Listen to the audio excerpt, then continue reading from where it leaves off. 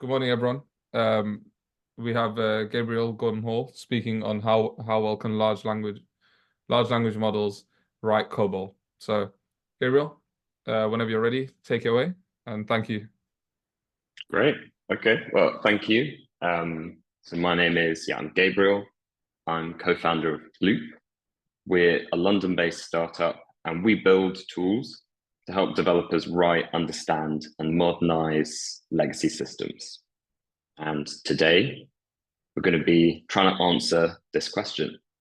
How well can LLMs write COBOL? So LLMs, if you're not familiar with them, stands for large language models. So I guess before we kind of really dive into this question of how well these large language models write COBOL, maybe we should just back up a little bit and address the question, well, what actually is a large language model or an LLM? I'm sure that most of you will have heard the term. I mean, it's been thrown around a lot over the past couple of years.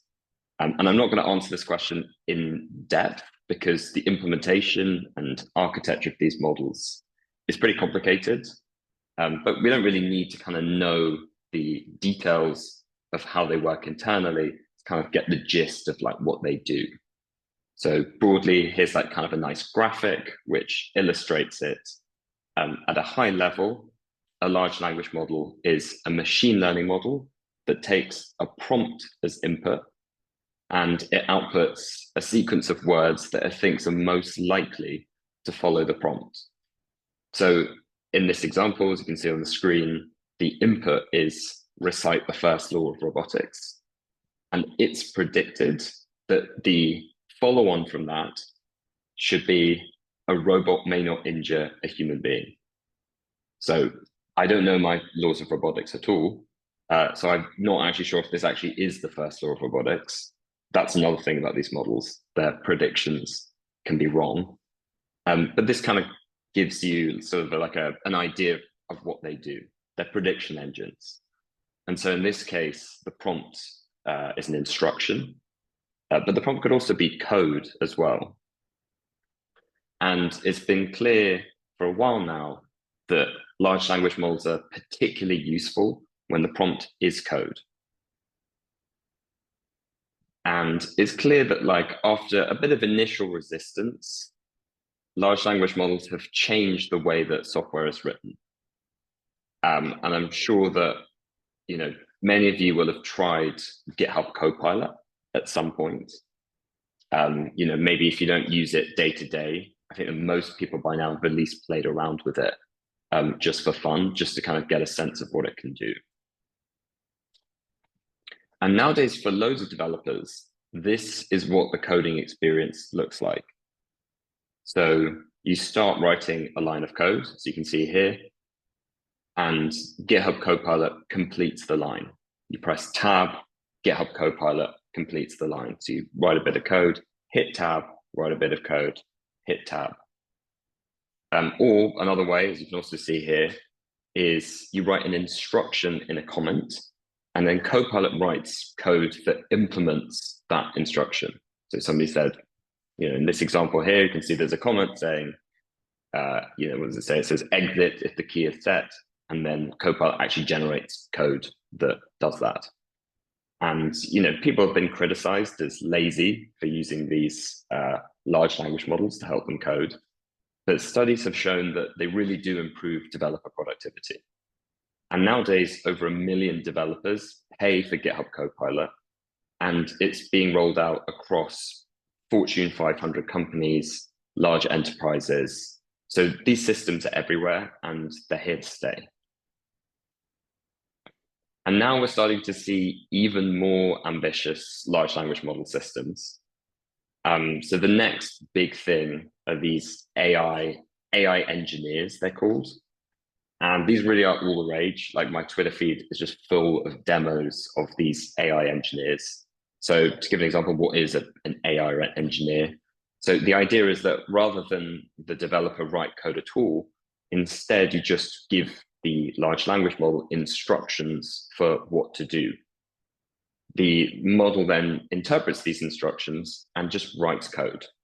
And so in the example on the screen, you can see the developers instructed the LLM to write the game Snake in Python.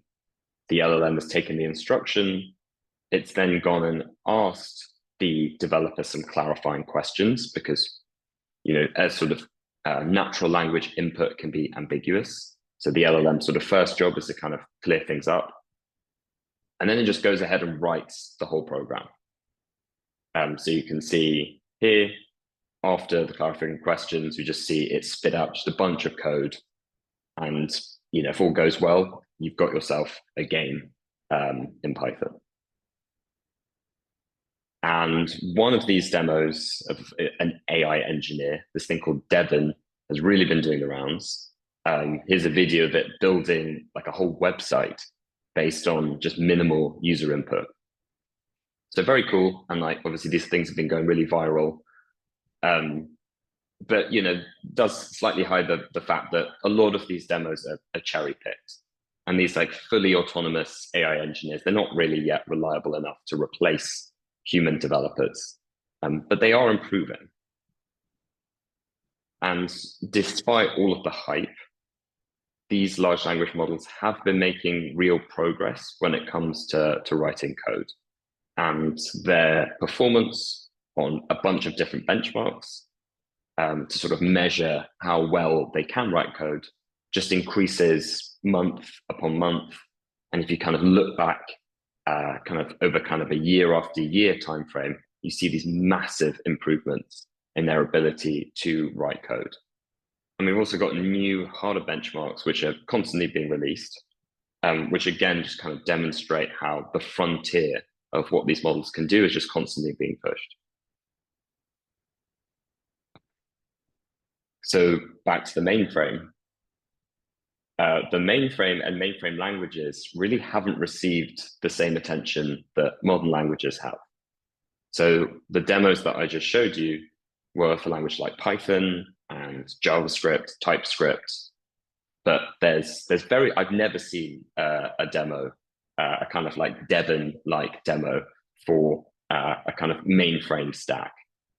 But this kind of begs the question, this is something that we were wondering. It's like, well, why should the mainframe miss out on all of these cool new developer tools? Because, arguably it's actually even more important to apply them to mainframe languages, because in the mainframe, there's a bit of a skills problem.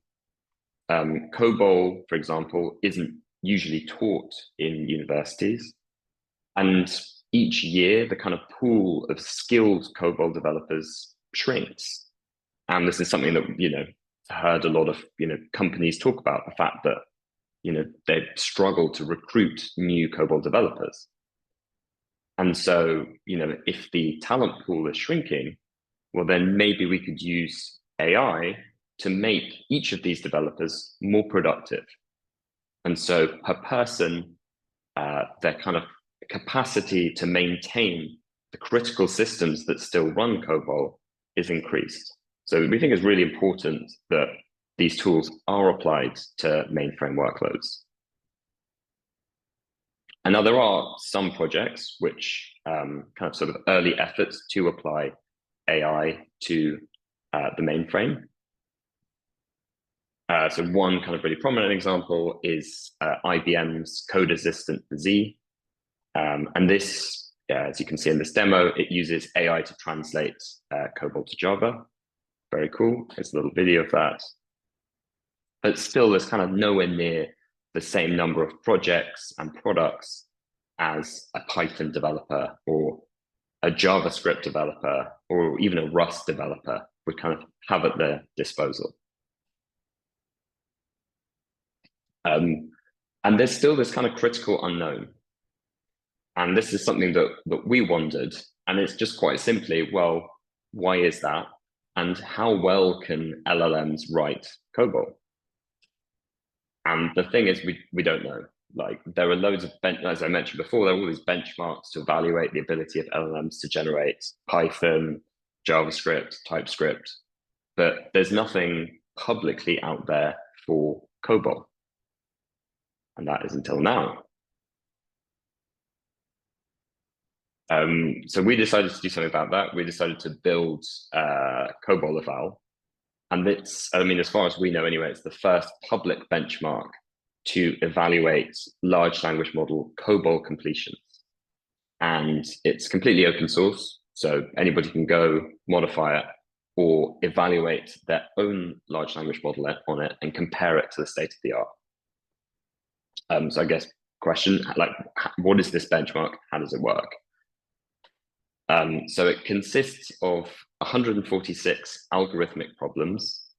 And we had a little think about this, but we kind of concluded that rather than write all of the problems ourselves, we decided to take the most widely used benchmark for Python and kind of general purpose evaluation of LLM models for coding. This is a benchmark called COBOLEval that OpenAI released a couple of years ago. We decided to take these problems, the COBOLEval problems, and translate them into into COBOL. So because COBOLEval, like, it's now become, it's like the gold standard benchmark for measuring LLM completions. So thought, okay, well, the problems in COBOLEval are good, the problem statements, but COBOLEval measures the capacity for models to generate Python. Maybe we can actually just translate COBOLEval from Python into COBOL and then evaluate how well LLMs perform on it. So that's what we did. So before we kind of dive into that, let's have a little bit of a closer look at what COBOLEval is. So each COBOLEval problem consists of two things. So there's a prompt, which is a Python function signature, and a docstring that describes the task that the LLM needs to complete. So this prompt is like the top bit in the image. So this is what's passed to the LLM. And if you remember what I said earlier, an LLM is something that a machine learning model that takes a prompt and predicts the most likely follow-on from that prompt. So specifically in this case, given the Python function signature and docstring, it predicts the implementation of that function. So here in this case, you can see there's a function called hasCloseElements, which checks if two elements in this list are a threshold, some threshold away from each other. So you have to write a function which spits out yes, no, depending on whether there is a pair within this list, which is within the threshold. So that's sort of half of each COBOLEval problem. But another very important part of it is that they also come with a test function. And so this is a series of Python assert statements that specify the desired behavior of the generated code. And these are really important, so we can actually check whether the model generated solution is correct. And so when we go from COBOLEval to COBOLEval, we need to translate both the prompt and also the tests from Python into COBOL. And so that's exactly what we did.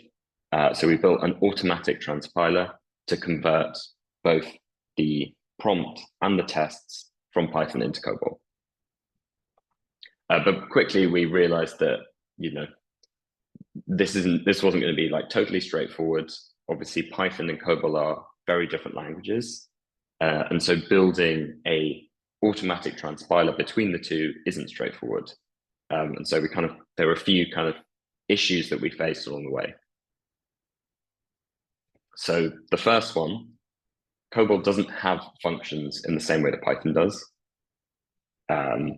It does, however, have subprograms where you can kind of think of the sort of Python function signature a bit like you would think of the linkage section in COBOL, sort of somewhere where arguments are passed from one thing to another. Obviously, there are lots of differences, but this is like a kind of approximation to a Python docstring. So what we decided to do is we decided to map Python functions to COBOL subprograms. And so this is kind of what we end up with. So in this example, the function has close elements becomes this program. And this is the prompt that we end up sending to the large language model. And you can see that it follows this roughly the same structure as a kind of bare bones COBOL program. It's got like identification division, environment division, data division. So the other important thing as well here is we actually need to tell the language model what COBOL program to write. So we insert, as you can see here, the Python docstring as a COBOL comment. So you can see here, so we just copied the text of the Python docstring directly into this COBOL program. And this tells the LLM what to do, because it's going to get this as a prompt, and it needs to know, okay, well, what program should I generate? So we also include an instruction that tells the LLM to complete both the working storage section and the procedure division. Because obviously the model needs to define both the solution logic and also needs to define the variables that it uses in its solution as well. And then also it's important that we also have an instruction in here which tells the LLM to move the result of its solution to a specific result variable, because this result needs to be accessible to a calling program, which I'll explain in a second. So again, as we're transpiling from Python to COBOL, there's another challenge. So one is that we need to map types in Python to COBOL types. And of course, COBOL's type system is very different to Python's. So we had to make some simplifying assumptions in the transpiler. So you can see sort of part of the mapping that we've developed. So you can see, for example, we translate Python floats to comp2s.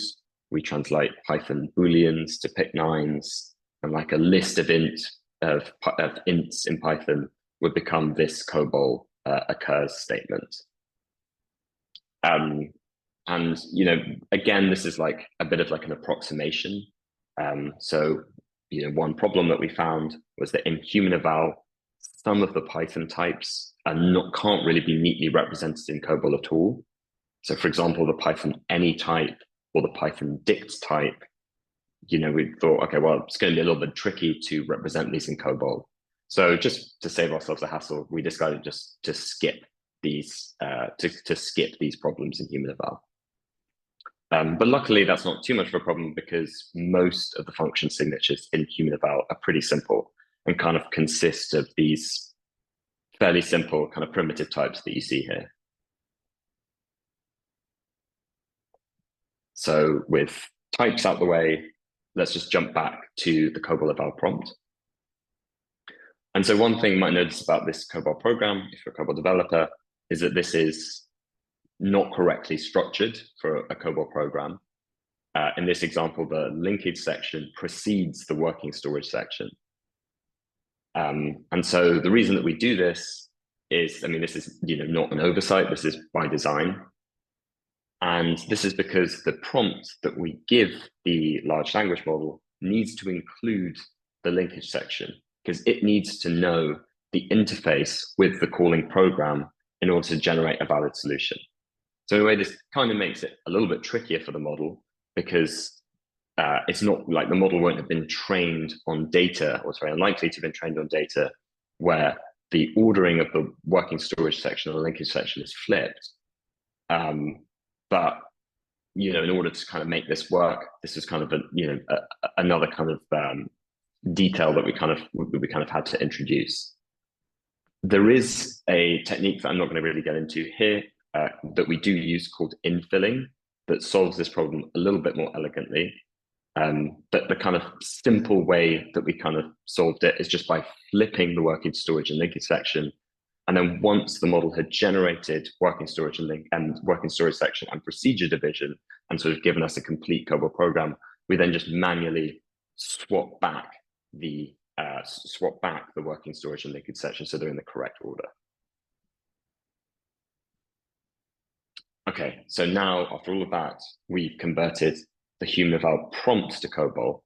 Now we need to go and we need to convert the tests. So just to go back, in HumanEval, each problem is accompanied by a Python test function And they look something like this. So this is the example that has close elements.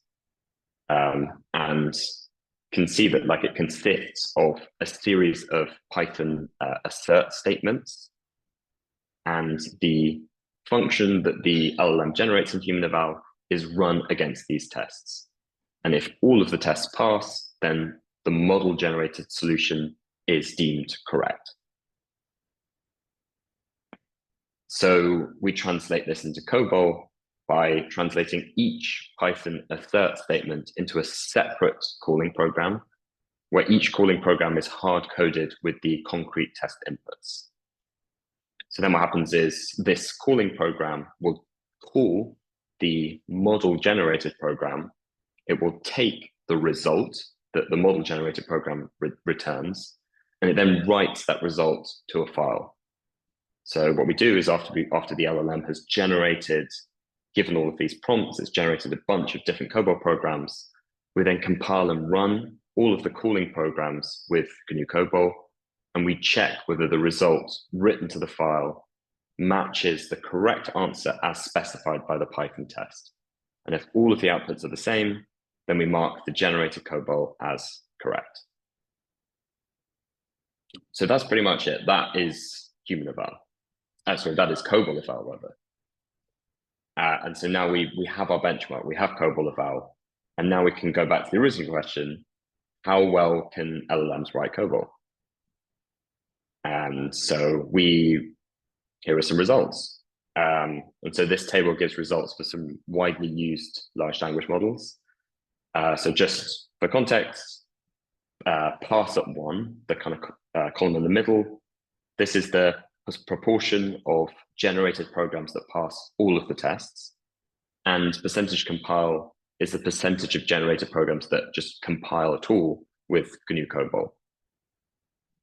So one thing that's immediately clear is that COBOLEval is much harder than HumanEval, or in other words, LLMs are much worse at generating COBOL than they are at generating Python. And so you can see that the best performing large language model only generates a passing solution for 8.9% of COBOLEval problems. The same model gets a parse@1 of over 90% on HumanEval problems. So whereas it can basically correctly complete 90% of Python programs, it can only correctly complete 9% of COBOL programs. So there's an order of magnitude difference between the two.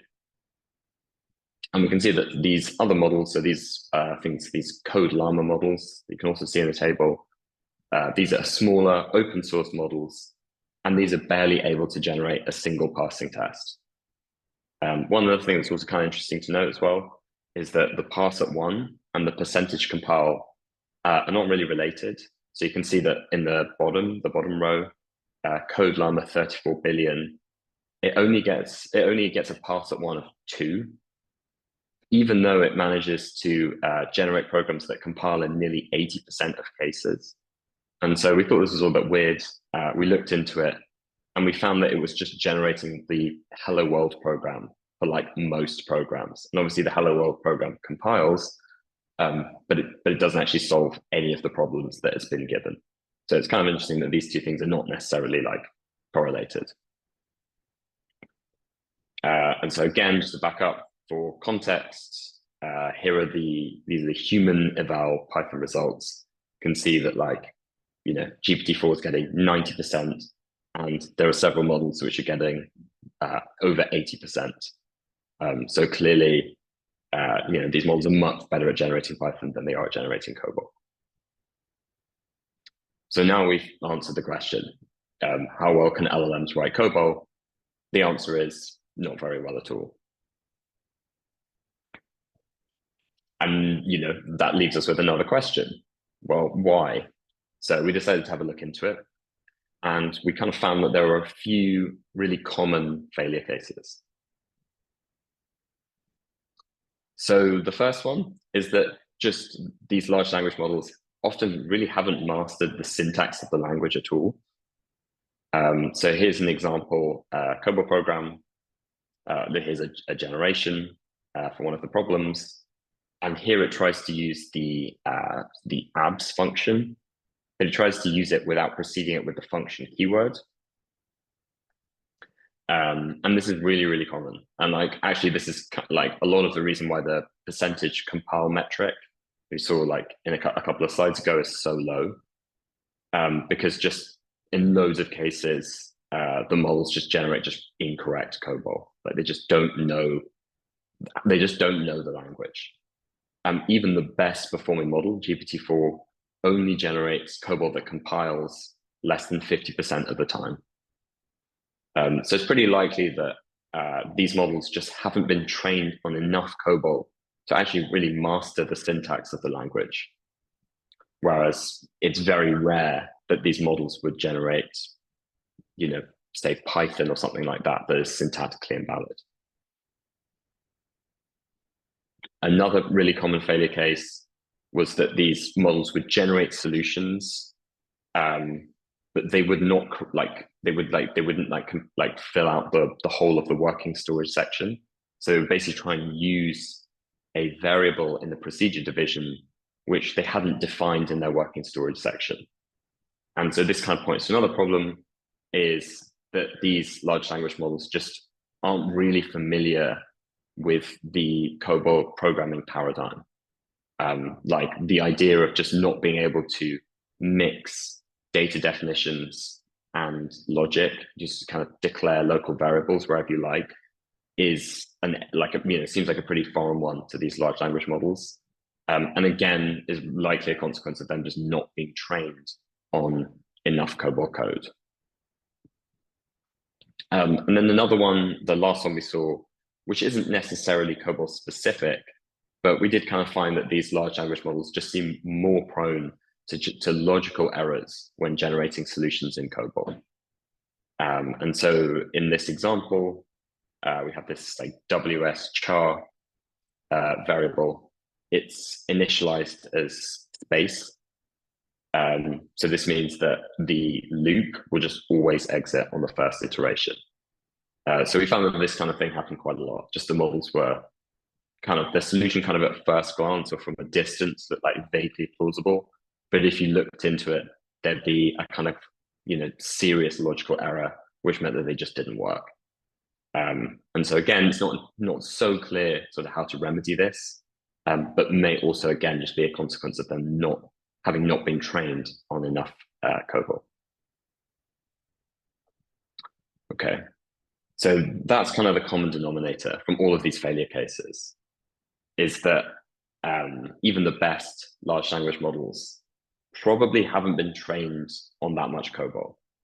And it's not surprising, like the data sets that these models are trained on come from like internet crawls, and there just isn't a huge amount of COBOL that's available on the public internet. And it's not remotely comparable with the volume of code that exists on the public internet for kind of modern programming languages. It seems like most of the COBOL in the world exists within enterprises, within large companies, and isn't publicly accessible at all. But anyway, sort of kind of like with that in mind, we still wondered whether we could build a better COBOL large language model. So we did. We trained our own. We call it Mainframer. So to do this, we collected just as much COBOL as we could. So, by scraping, all of these different kind of sources, we managed to find about 100 megabytes of permissively licensed COBOL across all these various code hosts. And we used this as the foundation of a data set. And we fine-tuned an open source large language model called COBOLEval. And after that, we got Mainframer. And here are the results for Mainframer. So immediately we can see that the best performing variant of Mainframer is better than GPT-4, which is a result. So the largest version of the model that we trained, which is the bottom row, that gets a pass at one of over 10%, compared to GPT-4's 8.9%. while managing to generate code that compiles in over 70% of cases. So that's a win. Like, we're really happy about that. It's better, but not by a huge margin. But it's still, we're still happy because like all of these mainframer models are an order of magnitude smaller than GPT-4. Like, GPT-4 was an enormous model with, I don't think it's actually really public quite how many parameters they have, but it's like 10 times the largest model that we have here. So again, here's a graph. Like, now we can see how all of these models stack up against each other. You can see that mainframer it's better than GPT-4, but it's still miles away from the performance that large language models get on Python coding benchmarks. It's still pretty much an order of magnitude worse. But the good thing is, at least now we can quantify that. We have some kind of a yardstick to measure the development of future models against. And so, we're currently training a kind of next iteration of the mainframe models. And, we can compare them using COBOLEval to all of the other models. And we can see, do we manage to make it 25% better, 50% better, or even double the performance that we get with mainframer. The other thing is, like, obviously this is like a really simple benchmark. These are kind of fairly simple algorithmic problems that the models are having to solve. So I also, kind of hope that we develop more complex benchmarks to test these large language models against. Because obviously the problems in COBOLEval are like way simpler than the kind of tasks that any software engineer would like actually do day to day. Any kind of maintenance task is going to be much simpler than, say, like sorting an array or something like that. The other thing is the benchmark doesn't measure the LLM's ability to write, say, kicks or JCL, or to really interact with the operating system, or any of these other things which are like critical when it comes to like actual professional COBOL development. But kind of the hope is that, like, at some point we can improve the benchmarks, and at some point we can measure these LLMs' ability to do those things as well. So that's the benchmark. And if you are training a large language model on COBOL, I encourage you to evaluate it with COBOLEval and publish your results. And hopefully over time, we'll see this chart kind of like extend. We'll see the performance of models get better and better when it comes to generating COBOL. I also have kind of like another call to action. It's clear that the more COBOL that we train these models on, the better they are at writing COBOL. So if, as a community, we could collect COBOL and other languages like PL1, assembler, and we could collect code from decommissioned systems, because there are these systems with sometimes millions of lines of code that just get switched off. If we were able to get access to that code and make it public, and then sort of have this as kind of a resource to train future models on, then everybody in the community would benefit from much better AI systems. It wouldn't be the case anymore that the knowledge or the ability to train these would be so concentrated in the hands of those companies who just happen to be sitting on a massive amount of COBOL code. So that's it. That's all from me. Thank you for listening. So a couple of links here. Got a link to the COBOLEval repo, so as I said, it's all open source. I've also linked to our website as well. As mentioned, we're a London startup. But on the website, we have a blog post where we describe in a little bit more technical detail some of the kind of design decisions that went into the creation of the COBOLEval benchmark. So yeah, I will pause there, and thank you. Thank you, Gabriel. That was absolutely fantastic.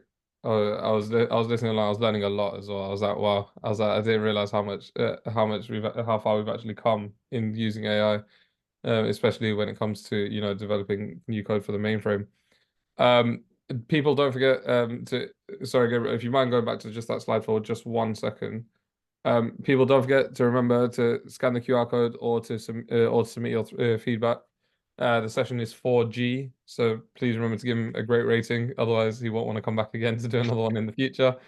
Um, yeah, and I guess if anyone's got any questions, fire away, sort of thing.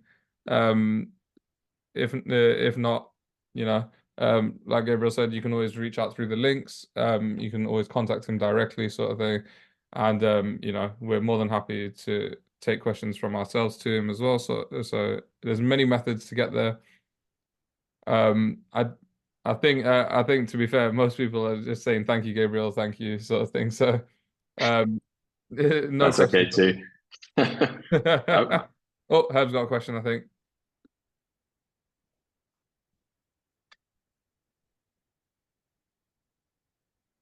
Herb, I'm going to ask you to unmute if you want to just say it. 1 second. Don't know if it'll allow you to. Hello, can you hear me? Yeah, we can hear you, Herb. Yeah, brilliant. No, it just wouldn't let me unmute. So, really interesting work you've got going on there. How do you control for the quality of the tests? Because I see you give it a function to test whether it actually works, and in just the same way, you could get you could auto generate a very simple kind of hello world program. If the test function that you've given it has flaws, it's going to be a bit tricky to tell what you're getting out the other side. Is there a way to kind of control for that? so there are a couple of ways. So one thing this has been noted. So we took the actual test cases from COBOLEval. So these are not things that we wrote ourselves. So we just took whatever tests came with the Python benchmark, and Right. we just translated those. It has been noted by people that those tests are like deficient. There are like edge cases, boundary conditions which aren't tested. There's actually like a new iteration of COBOLEval which has recently come out called COBOLEval Plus, where some people have actually gone and actually written like a bunch more tests and added it to COBOLEval. So what we'll probably do at some point is update the COBOLEval repo with those new tests, and probably as a result, like all of the scores you saw in the chart will all just decrease by like 10% or like 20% or something like that. Because immediately the more tests that we add, the harder it is to get a correct solution. So that's kind of one thing. I mean, there's also a little bit the issue of maybe translating the tests into COBOL. Yeah. There could potentially be some errors there. We tried to squash as many of them as possible, but the repo is open source, so feel free to go have a look at what we did and submit a pull request if you spot anything that looks out of place. Righty ho, thank you. What final one would be? So, which is better, training people or training models? Well, people are much better COBOL programmers at the moment,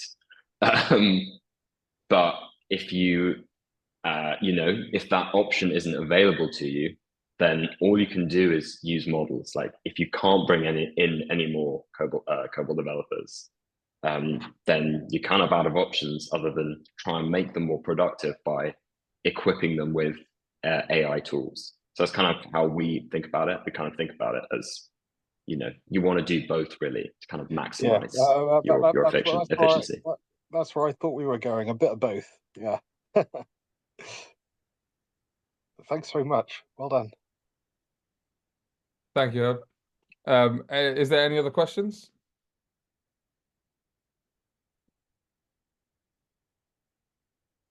I'll say that. I'll say that as a no. Well, thank you, everyone. Thank you, Gabriel, once again. People, please make sure to give session feedback. Remember the code is 4G for the session. And Gabriel, thank you once again. I hope you have a great day, and we look forward to hearing from you again soon. Cheers, everyone. Great. Thank you. Bye.